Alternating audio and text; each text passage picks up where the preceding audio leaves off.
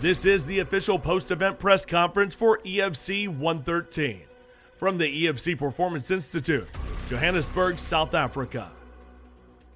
Welcome to EFC 113 post-event press conference. I'm exhausted from the amount of action that we had tonight. That was incredible. I don't even know what to say. Every single one of you guys showed up to put on the best fights. I've never seen a card like that. And I'm actually going to rely on my notes for the first time in a long time because there's so many bonuses that we're going to hand out. So, Patrick, British, Edson, Guide. I mean, that fight, what an unexpected win against Sizwe Mnakati. Short notice fight. Vince, Tumelo, Faiz, Zakir, all get performance bonuses. Fight of the night goes to Lucky and Jesse. Guys, I think we ended up with almost 10 finishes, some just 11 finishes out of 13 fights, and I don't even know what to say. I mean, it just, the standard and the energy and what these guys brought, these are world-class, incredible athletes, and thank you very much. I can't thank you enough. So I'm just going to shut up and just ask let's listen to the media and hear what they have to ask. Graham, I'm going to be so efficient. The question is for you, picking up on what you've just said. We've been doing this for 15 years. I went to EFC 1. I think I've missed 3 events. I don't think you've missed a single one. 15 years we've been doing this. Easy question. Was this the greatest night of fights in the history of this promotion? I always want to say it at every single fight card because I always think it's great and we just keep on upping the level. But I feel like we were at a level at EFC 112 and it's like we've 10x'd that. We've just 10x'd it. So yes, this is the greatest fight card that I've seen in my life. 15 years, incredible, incredible.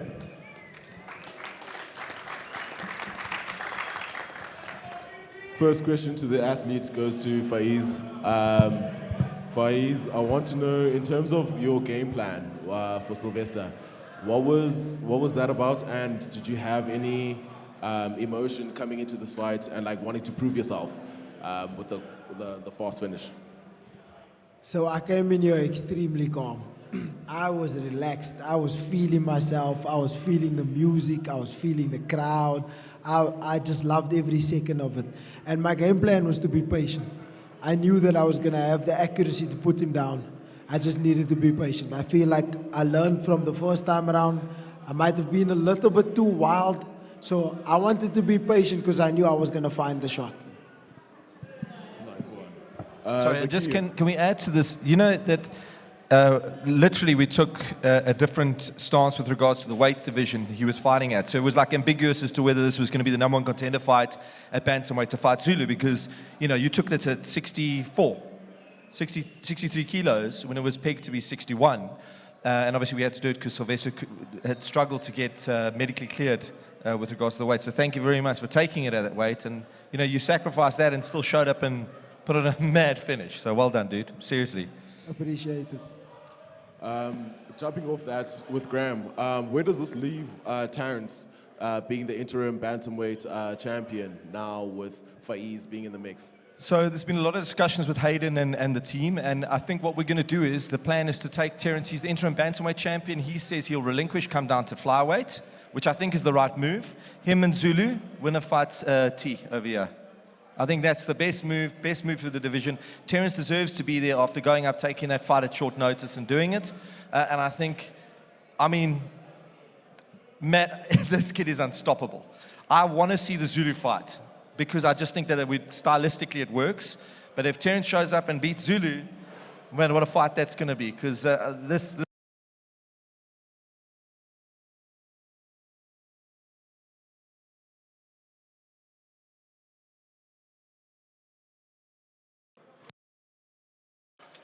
Hello, hello. There we go. Hello. Hello. Hi. Thanks. Amazing performance from everyone on the stage right now. But my question is for Horatius Olonu. Horatius, you had a head kick in your fight that led to the finish. How did that feel? Tell us more about how it is being back in the EFC after 9 years away to come back with that sort of finish and that sort of win. Oh, yeah. The head kick is my signature. And it feels good to be here after 9 years. and doing the same thing. But I'm a way different fighter, and I would love to be able to do some other things. I don't want people to know me for the head kick. I want to do so many things, but as time goes on, as I come out of my rust, I think I'll be able to show more, yeah. This goes to the newly crowned welterweight champion. How much of this did you want to prove that you're more than a BJJ athlete and that you can actually prove yourself in the stand-up? Yeah, it's a question people have always asked me, being a predominantly strong ground fighter. And even Brazilian Jiu-Jitsu, it's not Brazilian Jiu-Jitsu in there. There's a hybrid form of Brazilian Jiu-Jitsu. You can be no pure single art form that works in an advanced organization like the EFC or any international organization where people are diverse in their skill set. If you come with just pure jits in a cage against someone that's skilled in mixed martial arts, you're going to come up short more times than not. I've trained mixed martial arts since I was 14. I've done Brazilian Jiu-Jitsu at a high level, so people assume that's all I've had. And surprisingly enough, when I was now in Albuquerque and I was laughing with my brother backstage, I was doing some pads with Mike Winkeljong, the famous coach. And we're kind of doing it for the first time, throwing some hands. And then he kind of stopped and asked me, so how many knockouts do you have? Then I was like, no, I haven't. I've knocked guys over ground and pound. But he went to my training partner and student, Katie, and kind of spoke to her on the side. And she only told me afterwards, he came to me and told me, it's called mad power.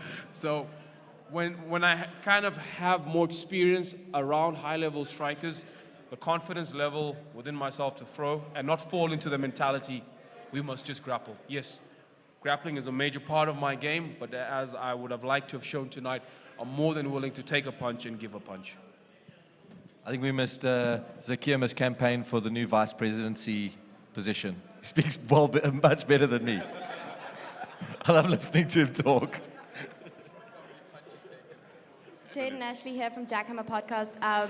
My question goes out to Vince Bembe. Vince, yet another superb knockout from you tonight. I know that you lost to Iga Cabeza recently. Is that something that you're chasing at the moment? Do you want another shot at the title? To answer that, I would just like to say, yeah, all what I'm chasing is to be the best in every division, starting from featherweight, going up to lightweight now. I would also like to go down to bantam to fight there as well. So, because I like to challenge myself with every aspect of myself. Awesome, thank you.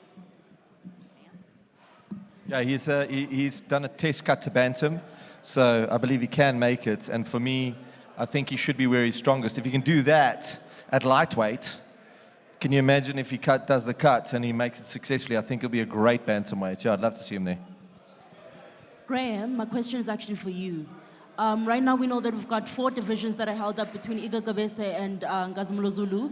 I just wanted to know if there are any immediate plans for any of those divisions, because we're seeing that, these contenders are coming up and they're all calling for them. So what are the immediate plans for them, for those champions? So the idea is to do Zulu and Terence as soon as possible. We try to book that for June, more than likely getting pushed out to July. There's some things there, issues Zulu's got to go through, so he's sorting himself for July. Then we can peg that as the flyweight title done. Then bantamweight, we're going to try and chase that almost directly afterwards. So whatever that looks like, if that's 2 months later, we're going to do that. And then Iga Cabeza is going to fight Humphrey Molenga. He was supposed to fight him on the June fight card. I've pushed it out to Iga again for him to come and fight in June. Hopefully he accepts. Iga, accept. We need you for June. We want him on the June fight card. If he doesn't take it, he'll be on the July fight card. And then the featherweights, the Grand Prix is being finalized now in June, so we'll have a clear contender, and we'll probably do that after Iga's defended or whoever defends that belt. I mean, he can lose it, doesn't matter, and go on to do his featherweight probably September. So we are trying to get those champions as active as possible and have them defend. Graham again, how do we feel about Tumelo versus Edson, because also Edson had an impressive win today. In terms of the flyweights, are we stuck in terms of like Tumelo getting the fight after Zulu and Terrence? How do you feel about that? Sure, we like repeating ourselves from last year. I mean, I feel like we had the same discussion last year. We had this backlog of flyweights. We had like 4 undefeated flyweights. Same with the bantamweights. It's just those divisions are saturated with talent. So yes, I mean, it's a discussion. I really wouldn't want Terrence to. I wouldn't want T over here to go and, you know, let's give up my opportunity for a title shot. If he wanted to stay active, absolutely. But there's more than enough room to build those guys as they go forward and let him have a few more fights. I think that he needs to have a shot, seriously. Next question is for the new welterweight champion. Zakir, so you've now won the welterweight title. We haven't seen it being defended that often. How active of a champion do you want to be based on the previous champions? I mean, you've seen this belt defended once in the past year and a half. How active of a champion are you going to be? I think that's a good question. The caliber of fighters that win the welterweight championship time immemorial in the EFC have been of a very, very, very high standard. And because of that, most of the time they're offered large opportunities beyond the EFC belt once that's been taken. So you have to understand that aspect as well. The EFC has always been very gracious and open to their athletes, and they've always been supportive to all South African MMA athletes in getting them onto the next phase of their career. And I appreciate that. And we've had negotiations throughout the week with Graham and my team, etc. So we'll have to see what the opportunities are presented to it. My current future holds probably a Debonair's pizza in the morning and a really big milkshake. That's the only honest answer I can give you as of now. Another question for Zakir. Zakir, other than you maybe moving on to the UFC or something like that, talking about EFC contenders, we've got Mark Hume, who's a former welterweight champ who relinquished to go into the tough house, looking to come back. And there's guys like Luke Michael who are wanting to cut down to welterweight and challenge, and guys like Martin van Staden who are wanting to come back. And Ndidi right here. Is there someone who you would choose, I'm talking Mark Hume, or someone else in the EFC roster that you would choose as a first opponent?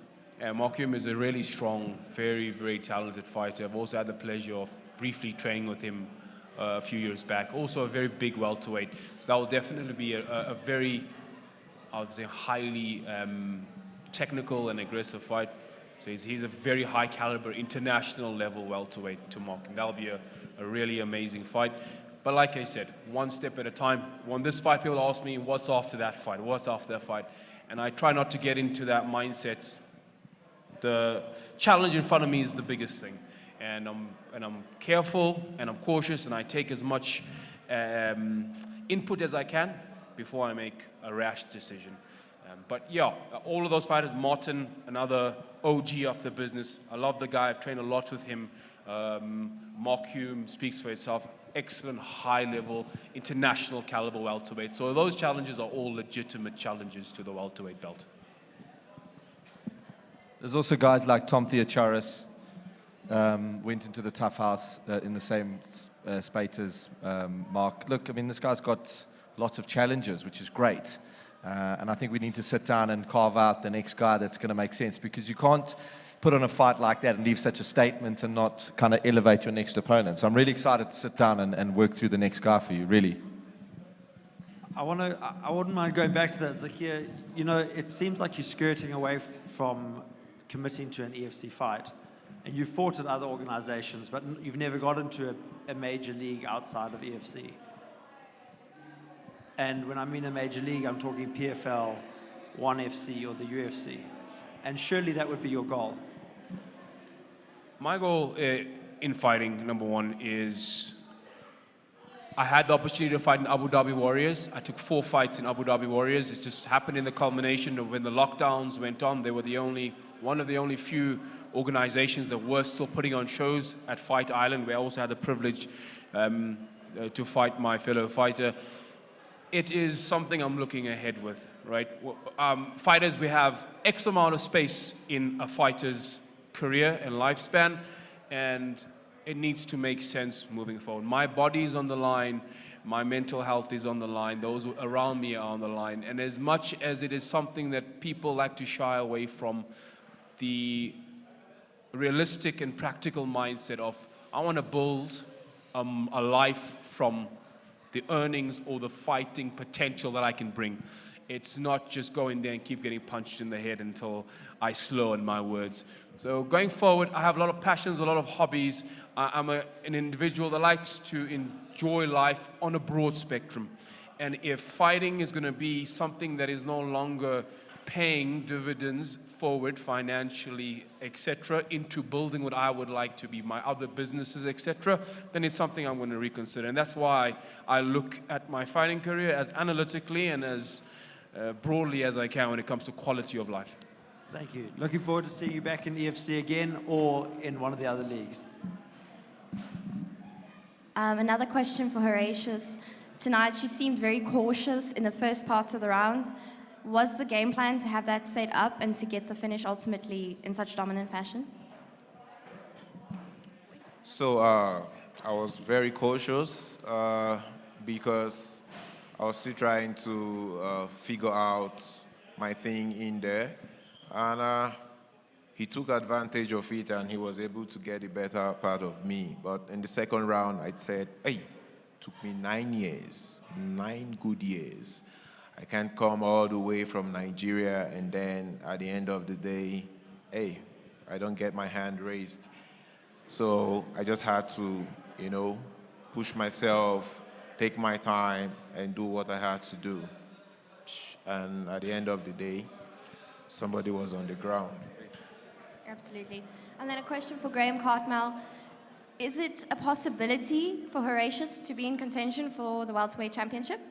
Yeah, I don't see why not. I think that now that we have him, I would like to see him fight more. I really would.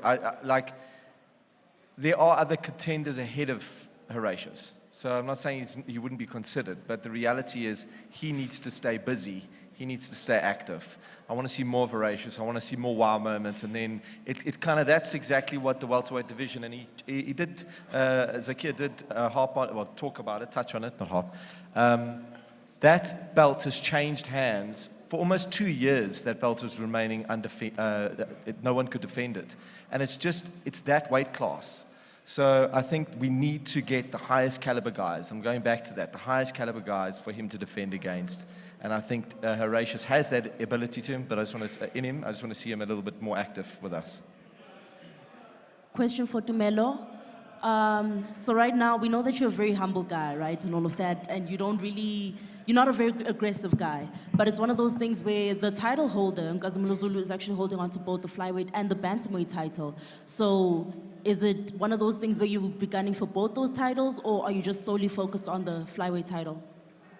I mean, right now it's one step at a time. Flyweight title is definitely the first step. Bantamweight title, I'll discuss with my team. It is possible I could make bantamweight quite easily, but definitely first flyweight title, no matter who holds it, Zulu, Terrence, I don't really care. I just want that title. Next question is for the troublemaker. Do you think Dana White watched your fight? I think if you watched it, he got one hell of a show. I came in here very much wanting to put on a spectacle. I wanted to be the troublemaker, the aggressive troublemaker that everybody knows and loves. The guy that goes for the finish, the guy that puts people out there. And I want to keep doing that. I want to keep performing. And I am the #1 bantamweight here, without a doubt. I'm coming for that belt, and there's nothing anybody can do to stop me. This goes out to Tumelo again.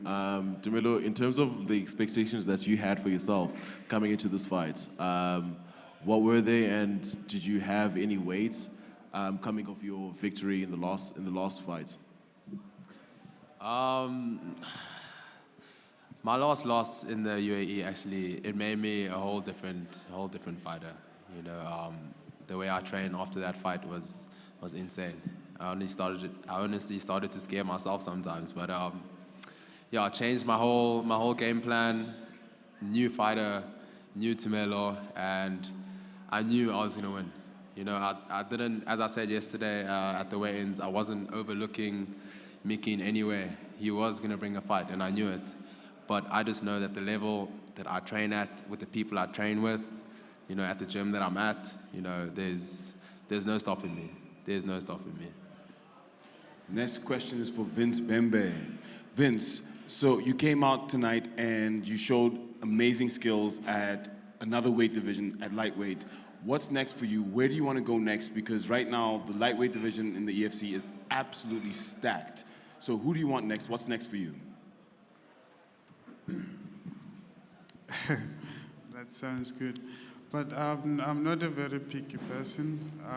I would like to take anyone that's given to me because I like to fight, so I actually don't choose who to fight. So that's all I can say for now. But I know whoever they can give me, I'll do all my best to get him on the ground. Will we see you back at featherweight? Say again? Will we see you back at featherweight, the lower division? Or are you going to stay at lightweight? I don't hear you properly. He's asking, are you going to stay at featherweight? Are you going to stay at lightweight or go back to featherweight? I will have to discuss that with my team because we've been talking of going down to Bantam as well. So we have a lot of planning up. So we just there to look at what it's given for us. Graham, just a quick one for me.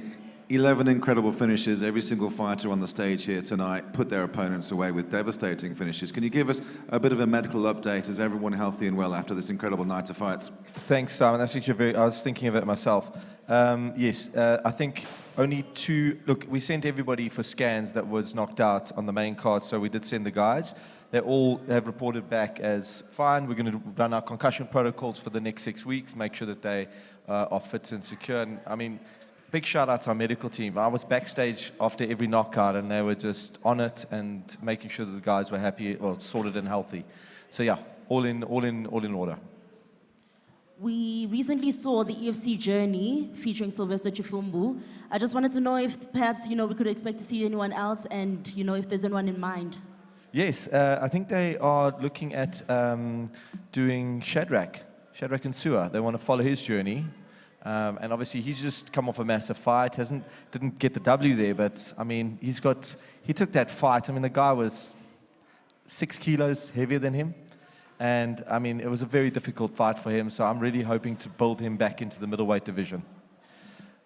I just want to say something on this double division thing. I think a lot of people misunderstand. You know, the double division comes out of, or being a 2-division champion, it's born out of, like a Zulu Boy is a great example. I mean, he is at the apex and more. The guy went to the UFC, he's been in the tough house, he's been around, and he's still with the organization, and he needs opponents. Iga Kabesa, same story. It's very difficult when you get to the top of a division and there's nobody to fight, and we're bringing out these internationals and you're murking them. I mean, then you've got to really change the game and go, I'm going to go up a division and challenge yourself. So it doesn't happen all the time, and it's not something we want to like willy-nilly throw out there. Extreme circumstances it's happening. So we're going to clear that whole situation out with flyweights and bantamweights and have real clear contenders and try and avoid doing the interim situations because it drives me mad. Nice. In terms of with the EFC's growth and development, I mean, we know that we're trying to go out this year. So I know that Mauritius is in the plans and Kenya is in the plans. Do we have a timeline in terms of like what events we're trying to put out outside of not as yet. We don't have an actual date, timeline. We are working on it. So it's something that when it happens, it's just going to be it's going to be a part of our roster. It's going to be a part of the moving circus that you see here. We'll just be going everywhere. But you know, my fingers crossed it's happening this year. You know, in the next 3 months, we'll have a better understanding of what that looks like. Okay, my last question is, in terms of the heavyweight division, we saw Clark with an impressive win. Are we trying to do something with him in the future? With who did we say? With Clark. Yeah, Smith. Justin's great. I think it's too early for him to be fighting in a title. We are looking at Anthony Morrell fighting for a heavyweight title. We have put that out to a few guys to challenge. We've had an accepted fight there for the heavyweight title. We're just working out whether that's going to happen or not. All right. Thank you very much for joining at EFC post-event press conference for 113. Join us again next month for a hell of a fight card. We've got a big fight night and some surprises lined up for you guys at 114. Thank you. On the 6th of June, the Featherweight Grand Prix finally comes to a dramatic conclusion, with Simbarashi Hokonya and Ayanda Zwane battling it out for the right to face the 145-pound king Iga Cabeza, as the best mixed martial artists from the African continent converge in Johannesburg for one incredible night of human combat. EFC 114, Thursday the 6th of June, Johannesburg, South Africa. Broadcast and ticket details at efcworldwide.com.